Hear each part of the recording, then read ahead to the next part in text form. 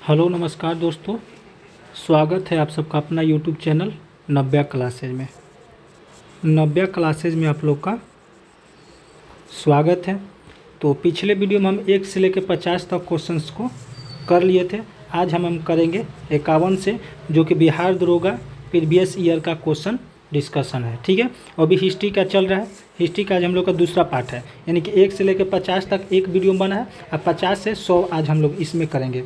अगर आप मेरे चैनल पर पहली बार हों और चैनल को सब्सक्राइब नहीं किए तो प्लीज़ आप चैनल को सब्सक्राइब जरूर कर लें। आप बेल आइकन को ज़रूर दबा लें ताकि आगे की नोटिफिकेशन आपको टाइम पर मिलती रहे। अगर आपको इसका PDF चाहिए तो आप व्हाट्सएप मैसेज कीजिए 8051178205 पर आप व्हाट्सएप मैसेज कीजिए, या डिस्क्रिप्शन में इसका टेलीग्राम लिंक डाल दिया जाएगा, वहाँ से भी आप कलेक्ट कर सकते हैं। तो चलिए हम चलते हैं 51 नंबर क्वेश्चन से। चलिए 51 नंबर क्वेश्चन है हमारा कि राम प्रसाद बिस्मिल का नाम किससे संबंधित है। राम प्रसाद बिस्मिल जो थे वो किससे संबंधित हैं, तो ये संबंधित है हमारे ककोरी कांड षड्यंत्र से। ककोरी कांड षड्यंत्र से। ककोरी कांड षड्यंत्र कब हुआ था, तो ये हुआ था 9 अगस्त 1925 में। कब हुआ था ककोरी कांड षड्यंत्र, कब हुआ था, तो 9 अगस्त 1925 में हुआ था। इसमें 4 लोगों को फांसी दी गई थी। 4 लोगों को फांसी दी गई थी। इसमें 4 लोगों को फांसी दी गई थी, लेकिन राम प्रसाद बिस्मिल को कहाँ फांसी दी गई थी। राम प्रसाद बिस्मिल को कौन सी जेल में फांसी दी गई थी, तो गोरखपुर के जेल में। कहाँ, तो गोरखपुर के जेल में इनको फांसी दी गई थी। ठीक है, तो चलिए हम अगला क्वेश्चन में चलते हैं। क्वेश्चन नंबर 52 में चलते हैं। भगवान बुद्ध को ज्ञान की प्राप्ति कहाँ हुई थी। भगवान बुद्ध को ज्ञान की प्राप्ति कहाँ हुई थी। भगवान बुद्ध को ज्ञान की प्राप्ति हमारे बोध गया में हुई थी। कहाँ हुई थी, बोध गया में हुई थी, जहाँ की महाबोधि वृक्ष के नीचे फल्गु निरंजन नदी के किनारे। महाबोधि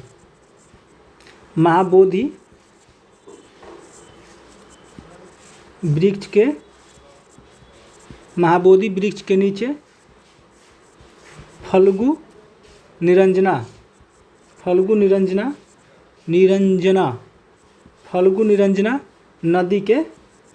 नदी के किनारे। ठीक है, नदी के किनारे हुई थी। सारनाथ में इनका क्या हुआ था, धर्म चक्र परिवर्तन। यहाँ क्या हुआ था, धर्म चक्र परिवर्तन।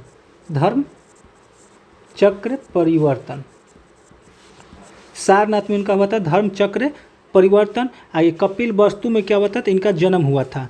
कपिल वस्तु में बुद्ध का जन्म हुआ था।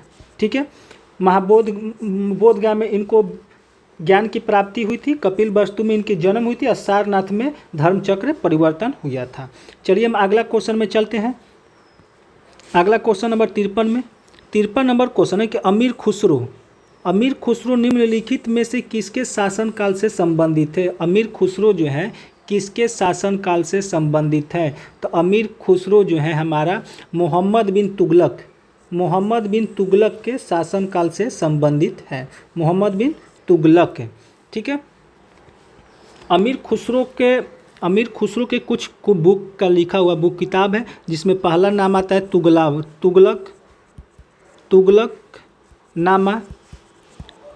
तुगलकनामा,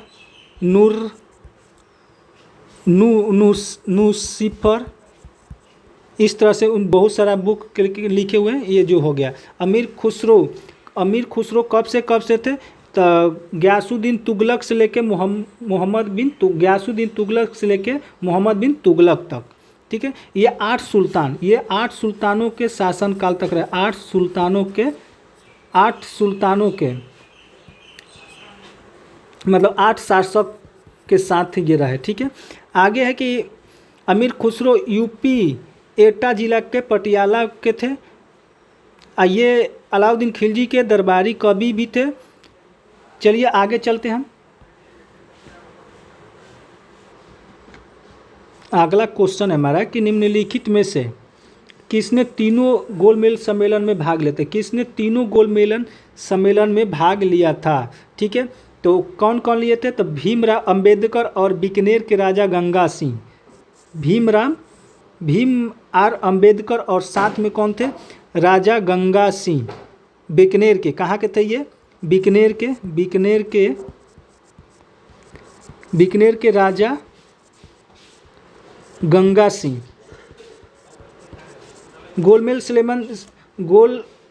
तीनों गोलमेल सम्मेलन कब कब हुआ था? तो ये हुआ था 1930, 1931 और 1932 में हुआ था तीनों सम्मेलन। आगे चलते हैं 55 नंबर क्वेश्चन में। 55 नंबर क्वेश्चन है हमारा कि इंडियन नेशनल कांग्रेस 1931 के कराची अधिवेशन की अध्यक्षता निम्नलिखित में से किसने की थी? तो निम्नलिखित में से किसने की थी? तो सरदार वल्लभ भाई पटेल कहाँ के थे? तो कराची अधिवेशन में।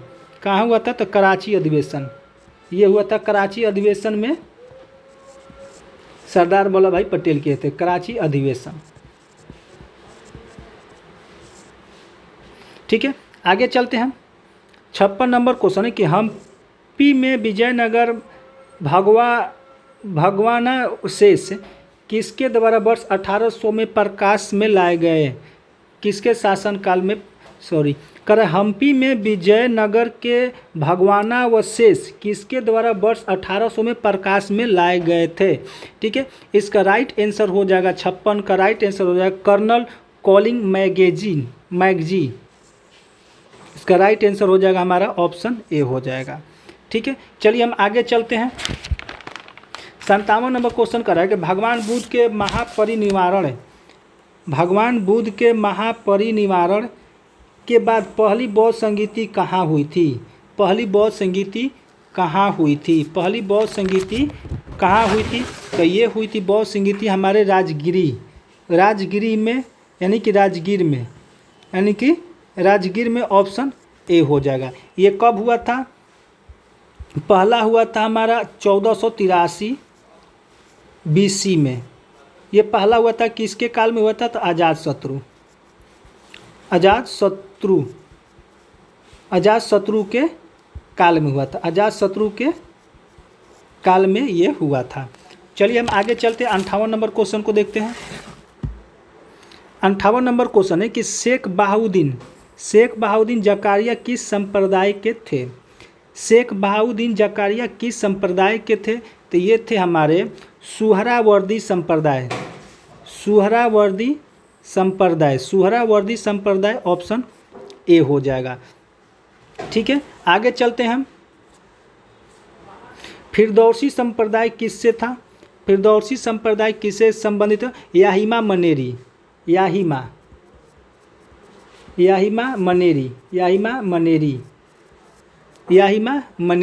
चिश्ती संप्रदाय किससे संबंधित है? तो मोइनुद्दीन चिश्ती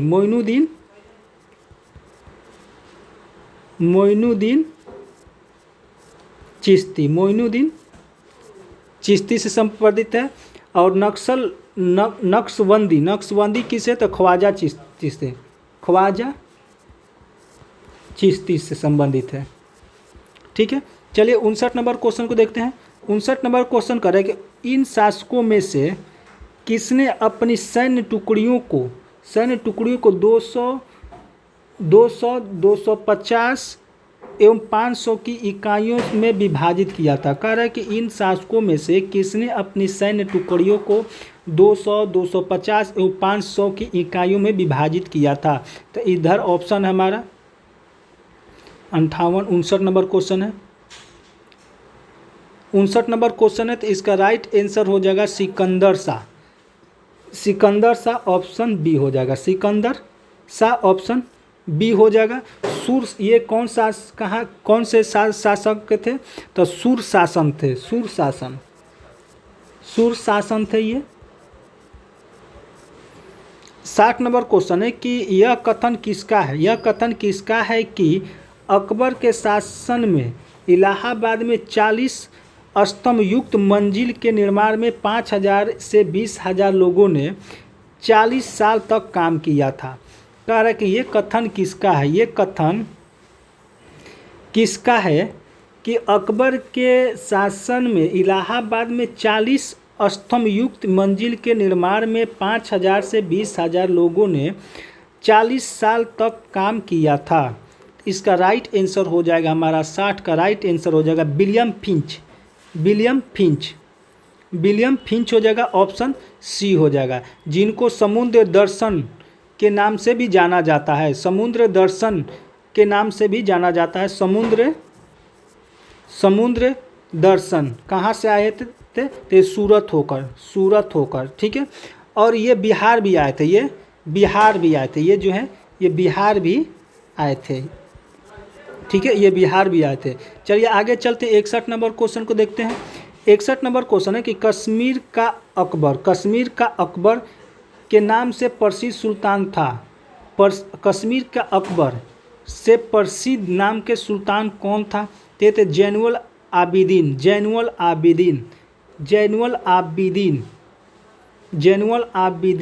यानी कि ऑप्शन में नहीं है, इसमें से कोई नहीं है, छूट गया है, तो जैनुल आबिदीन होगा। कौन होगा? जैनुल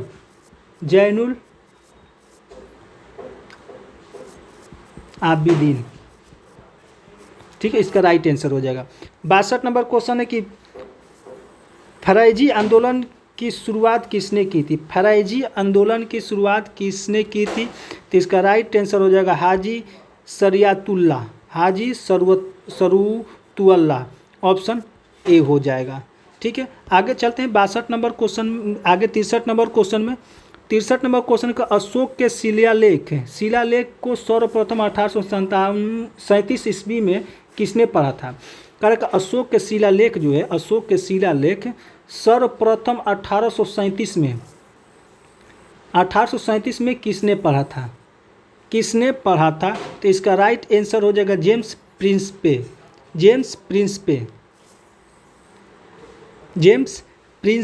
इसका खोज किसने किया था? खोजा किसने था? शिलालेख को खोजा किसने था? तो टी पेन्थेलर। कौन? टी पेन्थेलर ने इसका खोज किया था। 64 नंबर क्वेश्चन है कि इनमें से कौन सी रचना हर्षवर्धन की नहीं है? इनमें से कौन सी रचना जो हर्षवर्धन की नहीं है? तो हर्षचरित जो है हर्षवर्धन की नहीं है, ठीक है। चलिए आगे चलते हैं 65 number. Vasco D gamma Bharat कब आया था? तो 1498 में ये पहली बार भारत आया था, लेकिन भारत इन्होंने 2-3 बार आया था, ठीक है, 3 बार आया था। पहला हो गया ये, दूसरा हो जाएगा 1502 ईस्वी में, और तीसरा हो जाएगा 1524 ईस्वी में, जो कि इनका 1524 ईस्वी में कोचीन में मृत्यु हो गया और वहीं पर इनको दफन कर दिया गया, वहीं पर इनको अंतिम संस्कार दफनाया गया, जो भी होता है किया गया, ठीक है। चलिए आगे चलते हैं 66 नंबर क्वेश्चन को देखते हैं। 66 नंबर क्वेश्चन है कि सूरत विभाजन कब हुआ था? तो सूरत विभाजन 1907 में हुआ था। 1907 में हुआ था, ऑप्शन सी हो जाएगा। 1907 में प्रथम विभाजन हुआ था। प्रथम विभाजन हुआ था। कब हुआ था प्रथम विभाजन? तो 1907 में प्रथम विभाजन हुआ था। चलिए आगे चलते हैं 67 नंबर क्वेश्चन में। 1767 ईस्वी में बंगाल का सर्वेयर जनरल किससे नियुक्त किया गया था? तो ये किया गया था जेम्स रैनल को। किसको किया गया था? जेम्स रैनल को किया गया था। ऑप्शन डी हो जाएगा। 68 नंबर क्वेश्चन में महावीर का जन्म कब हुआ था? महावीर का जन्म कब हुआ था? तो महावीर का जन्म हुआ था 1599 ईस्वी में। 1599 ईस्वी, ऑप्शन ए हो जाएगा। 1599 ईस्वी में कुंडग्राम में हुआ था। और कुंडग्राम कहाँ है? तो वैशाली में है। कुंडग्राम कहाँ है? तो वैशाली में है, ठीक है। इनका मृत्यु कब हुआ था? तो 527 ईस्वी में। ये जो 527 है, यहाँ पर इनको मृत्यु हो गई थी। 527 में मृत्यु हो गई थी। कहाँ हुई थी? तो पावापुरी में। पावापुरी में इनकी मृत्यु हो गई थी, ठीक है। 69 नंबर क्वेश्चन है कि गायत्री मंत्र की रचना किसने की थी? गायत्री मंत्र की रचना किसने की थी? गायत्री मंत्र की रचना किसने की थी? तो विश्वामित्र। विश्वामित्र ऑप्शन डी हो जाएगा। ऑप्शन डी विश्वामित्र हो गए। ठीक है, आगे चलते हैं 70 नंबर क्वेश्चन में। 70 नंबर क्वेश्चन है कि पूर्ण स्वराज की घोषणा किस कांग्रेस अधिवेशन में की गई थी? पूर्ण स्वराज की घोषणा किस कांग्रेस अधिवेशन में की गई थी? तो 70 का राइट आंसर हो जाएगा लाहौर अधिवेशन, जो कि 1929 ईस्वी में हुआ था। ऑप्शन बी हो जाएगा। उसका अध्यक्ष कौन थे? तो जवाहरलाल नेहरू। कौन थे? तो जवाहरलाल नेहरू इसका अध्यक्ष थे। और स्वराज शब्द का पहला प्रयोग है, स्वराज शब्द का पहला प्रयोग किसने किया था? तो दयानंद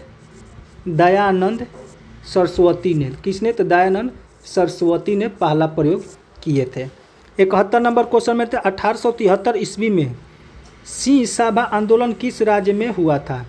कह कि 1873 में सिंह सभा आंदोलन किस राज्य में हुआ था? तो 71 का राइट आंसर हो जाएगा हमारा पंजाब। 71 का राइट आंसर हो जाएगा हमारा पंजाब। ऑप्शन ए हो जाएगा। ठीक है, 72 नंबर क्वेश्चन में आते हैं। 72 नंबर क्वेश्चन कह रहा है कि श्रीरंगपट्टनम की संधि कब हुई थी? तो 1792 ईस्वी में। ऑप्शन डी हो जाएगा। 1792 ईस्वी में ऑप्शन डी हो जाएगा। 1775 में कौन सा संधि हुई थी? तो सूरत की संधि हुई थी। 1775 में सूरत की संधि हुई थी। और 1784 में मंगोल की संधि हुई थी। इसमें हुई थी मंगलोर की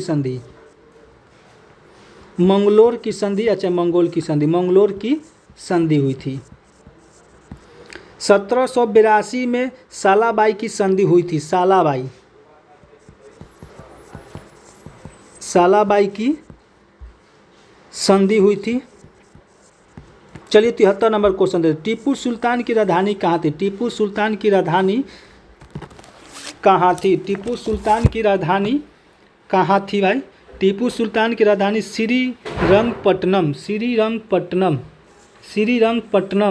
श्रीरंगपट्टनम। ऑप्शन डी हो जाएगा। चलिए हम 74 नंबर क्वेश्चन को आते हैं। 74 नंबर क्वेश्चन है कि सिंधु घाटी सभ्यता से प्राप्त पशुपति शिल पर किस जानवर का अंकन नहीं है? सिंधु घाटी सभ्यता से प्राप्त पशुपति शिल पर किस जानवर का अंकन नहीं है? तो 74 का राइट आंसर हो जाएगा हमारा गाय एवं सिंह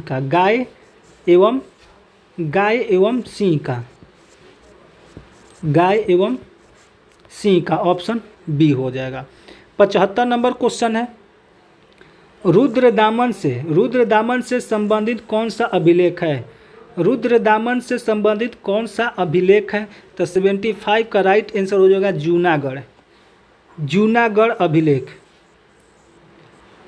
जूनागढ़ अभिलेख। ऑप्शन सी हो जाएगा। ठीक है, इसे गिरिनाड अभिलेख भी कहा जाता है। इसे गिरिनाड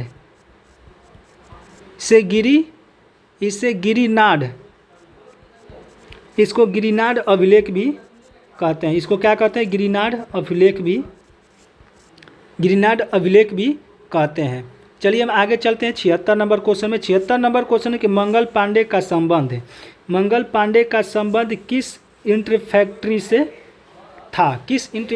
से था? तो इनका संबंध था हमारा 34 इन फैक्ट्री से संबंधित था। ये कब हुआ था? तो 29 मार्च 1857 के विद्रोह किए थे। ठीक है, ये कहाँ हुआ था? तो बैरकपुर छावनी में। बैरकपुर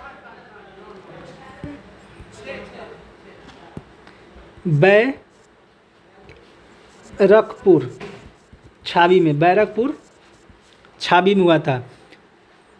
ठीक है, इन्होंने बाघ एवं ह्यूमन की गोली मार दी थी और 8 अप्रैल को इनको फांसी दी गई थी। 8 अप्रैल 1857 को इनको फांसी दी गई थी। ठीक है, अगला क्वेश्चन देखते हैं 77 नंबर क्वेश्चन। 77 नंबर क्वेश्चन के चतुर्थ बौद्ध संगीति। चतुर्थ बौद्ध संगीति किसके शासनकाल में हुआ था? चतुर्थ बौद्ध संगीति किसके शासनकाल में हुआ था? तो 77 का राइट आंसर हो जाएगा कनिष्क के शासनकाल में। कनिष्क के शासनकाल में ऑप्शन डी हो जाएगा। 78 नंबर क्वेश्चन है हमारा कि स्वराज पार्टी का संबंध निम्न में से किस व्यक्तित्व से था? कह रहा है कि स्वराज पार्टी का संबंध निम्न में से किस व्यक्तित्व से था? तो 78 का राइट आंसर हो जाएगा सी आर दास। ऑप्शन सी हो जाएगा। सी आर दास एवं इनके साथ कौन? मोतीलाल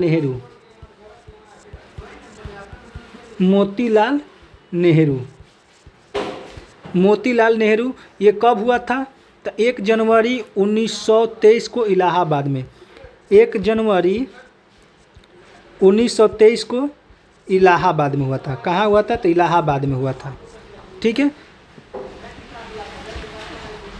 इलाहाबाद में हुआ था। भगत सिंह कौन थे? तो नौजवान सभा की गठन किए थे। नौजवान सभा की गठन किए थे। कब किए थे? तो 1926 में किए थे। ठीक है, चलिए हम आगे चलते हैं 79 में। 79 नंबर क्वेश्चन है कि सांप्रदायिक निर्वाचक का जनक किसे माना जाता है? तो किसको माना जाता है? तो लॉर्ड मिंटो द्वितीय को। ठीक है, इसी ने 1909 में मुसलमानों के लिए प्रथम निर्वाचन मंडल का निर्माण किया था। निर्वाचक मंडल मुसलमानों के लिए। चलिए 80 नंबर क्वेश्चन में आते हैं। 80 नंबर क्वेश्चन है हमारा कि किस मुगल शासक ने शाहू को मुक्त किया था? किस मुगल शासक ने शाहू को मुक्त किया था? तो मुअज्जम ने किया था। इसको बहादुर शाह प्रथम के नाम से भी जानते हैं। इसको बहादुर शाह प्रथम के भी नाम से जाने जाते हैं। इसका शासनकाल था 1707 से लेके 1712 ईस्वी तक था। ठीक है, इसको मोहम्मद शाह को रंगीला बादशाह के नाम से भी जानते हैं। रंगीला बादशाह। फ्रोक्सियर को घृणित कायर कहते हैं। फ्रोक्सियर को घृणित कायर के नाम से जानते हैं। ठीक है, और इसको लंपत मूर्ख, इसको जहांदार शाह को लंपत मूर्ख के नाम से जानते हैं। लंपत मूर्ख के नाम से जानते हैं। चलिए 81 नंबर क्वेश्चन को देखते हैं। किसने बंगाल की राजधानी मुर्शिदाबाद से मुंगेर स्थानांतरित किया था? किसने बंगाल की राजधानी मुर्शिदाबाद से मुंगेर स्थानांतरित किया था? तो 81 का राइट आंसर हो जाएगा मीर कासिम। ऑप्शन ए हो जाएगा। 82 नंबर क्वेश्चन में आते हैं कि निम्न में से कौन सा काल के अनुसार सही है? कालक्रम के अनुसार सही है। तो 82 का राइट आंसर हो जाएगा हमारा रामानुज, नामदेव, चैतन्य और तुलसी। ठीक है, यानी ऑप्शन बी हो जाएगा। Option B is right answer हो जाएगा। 83 नंबर क्वेश्चन में आते हैं। निम्न में से कौन कांग्रेस का कभी अध्यक्ष नहीं बने थे? निम्न में से कौन से ऐसा आदमी है जो कांग्रेस के कभी अध्यक्ष नहीं बने हैं? तो कांग्रेस के अध्यक्ष नहीं बने हैं हमारे बाल गंगाधर जो तिलक जो हैं, कांग्रेस के अध्यक्ष कभी नहीं बने हैं। 84 नंबर क्वेश्चन है कि मार्ले मिंटो सुधार कब आया था? मार्ले मिंटो सुधार कब आया था? तो 1909 में। यह राज्य सचिव और वायसराय थे। ठीक है, चलिए आगे चलते हैं। 85 नंबर क्वेश्चन में सती प्रथा का उन्मूलन किसके सहयोग से हुआ था? तो 85 का राइट आंसर हो जाएगा राजा राम मोहन राय जो कि 1829 धारा स्तर के तहत विलियम बेंटिंक और राजा राम मोहन राय के सहयोग से हुआ था। कब हुआ था? तो 1829 में 1829 में विलियम बेंटिंक और राजा राम मोहन रॉय के सहयोग से हुआ था। धर्म समाज, राधाकांत देव जो थे इन्होंने धर्म समाज की स्थापना किया था। कौन सा समाज के? तो धर्म समाज, धर्म समाज। और दयानंद सरस्वती जो थे आर्य समाज की स्थापना किए थे। किसका? तो आर्य समाज का, आर्य समाज की स्थापना किए थे। ठीक है। शिव नारायण अग्निहोत्री कौन से समाज का स्थापना किए थे? तो देव समाज। कौन समाज के? तो देव समाज के, देव समाज की स्थापना किए थे। चलिए आगे चलते हैं 86 नंबर क्वेश्चन में। 86 नंबर क्वेश्चन है कि मुगल और मेवाड़ के बीच, मुगल और मेवाड़ के बीच संधि कब हुई थी? मुगल और मेवाड़ के बीच संधि कब हुई थी? तो ये हुई थी 1615 ईस्वी में। 1615 ईस्वी ऑप्शन बी हो जाएगा। ठीक है। 1567 में हुआ था उदय सिंह जिसमें हार गए थे। अब 1576 में हुआ था महाराणा प्रताप हार गए थे हल्दी घाटी के युद्ध में। सेनापति महाराणा प्रताप के सेनापति थे हकीम खां। ठीक है। जो अकबर का भी अकबर का सेनापति उसमें था मान सिंह। चलिए 87 नंबर क्वेश्चन में देखते हैं। 87 नंबर क्वेश्चन है कि ताजमहल के लिए पत्थर कहाँ से लाया गया था? ताजमहल के लिए पत्थर कहाँ से लाया गया था? तो ये लाया गया था हमारे मकराना से। कहाँ से लाया गया था? तो मकराना से, जो कि सफ़ेद संगमरमर था, जो था वो सफ़ेद संगमरमर, सफ़ेद संगमरमर था। 88 नंबर क्वेश्चन है, ताजमहल का बारे में थोड़ा सा देख लेते हैं। वास्तुकार कौन था? ताजमहल का वास्तुकार कौन था? तो उस्ताद अहमद लहरी। उस्ताद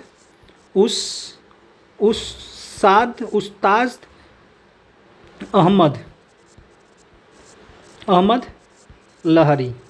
ठीक है। देखरेख की शाखा किसके था? मतलब देखरेख कौन किया था? तो ईसा खान। देखरेख कौन किया था? तो ईसा खान। ताजमहल का देखरेख किसके अंडर में हुआ था? तो ईसा खान के अंडर में हुआ था। चलिए 88 नंबर क्वेश्चन है कि कांग्रेस की स्थापना के समय भारत का वायसराय कौन था?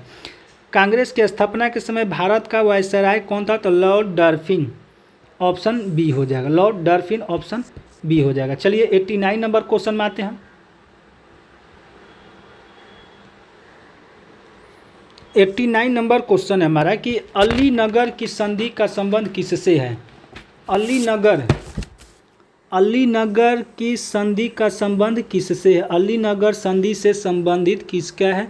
तो यह ईस्ट इंडियन कंपनी और सिराजुद्दौला, ईस्ट इंडियन कंपनी और सिराजुद्दौला के बीच में हुआ था अलीनगर की संधि, यानी कि ऑप्शन बी हो जाएगा। ये कब हुआ था? तो 9 फरवरी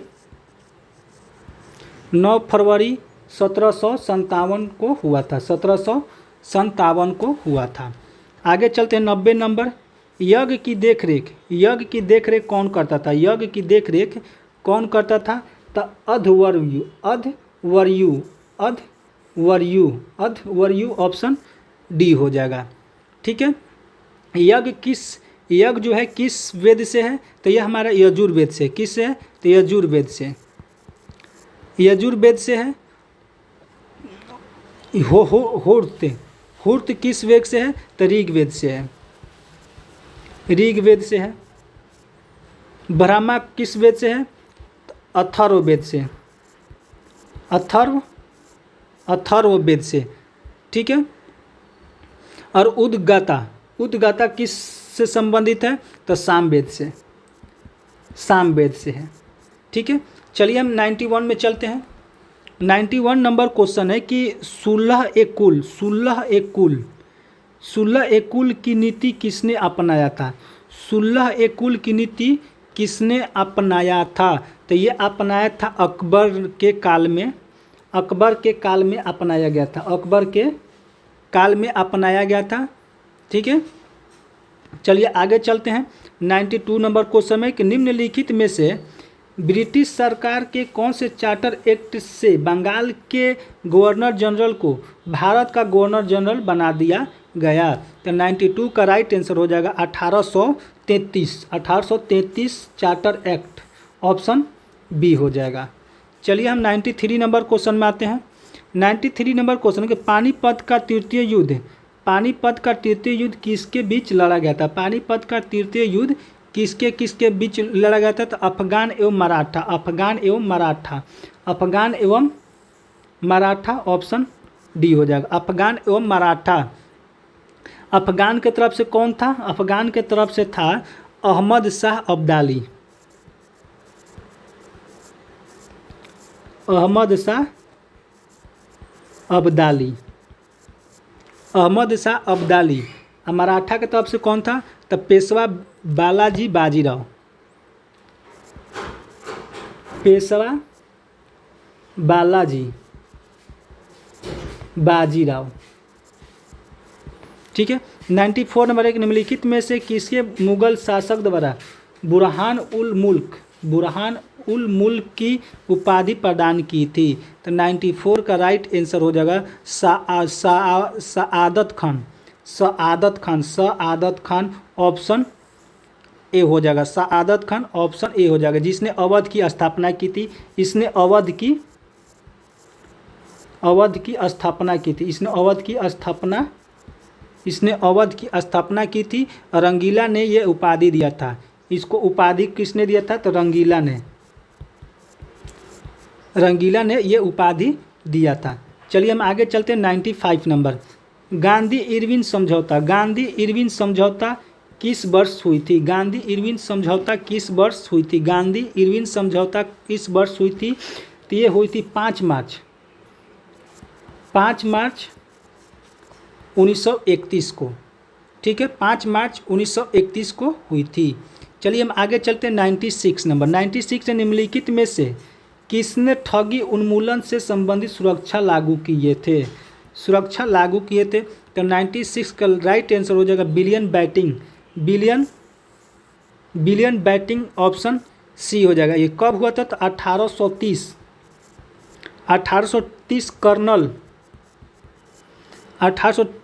कर्नल अस्लिमैन के नेतृत्व में,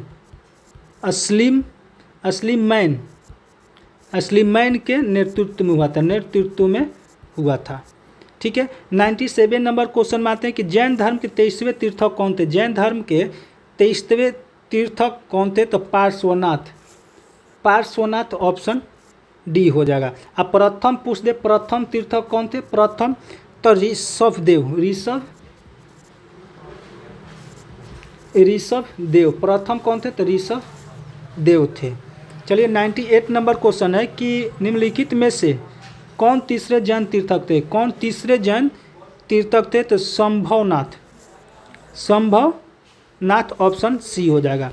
चलिए 99 नंबर क्वेश्चन में आते हैं कि निम्नलिखित में से 1919 में कौन सी घटना की वजह से रविन्द्रनाथ टैगोर ने अपनी नाइटहुड की उपाधि लौटा दी थी? ये जलियांवाला बाग हत्याकांड, ठीक है। ये कब हुआ था? तब 13 अप्रैल 1919 को हुआ था, ठीक है, जो कि 18 मार्च 1919 को रौलेट एक्ट हुआ था, उसी के अंडर हुआ था। 100 नंबर क्वेश्चन है कि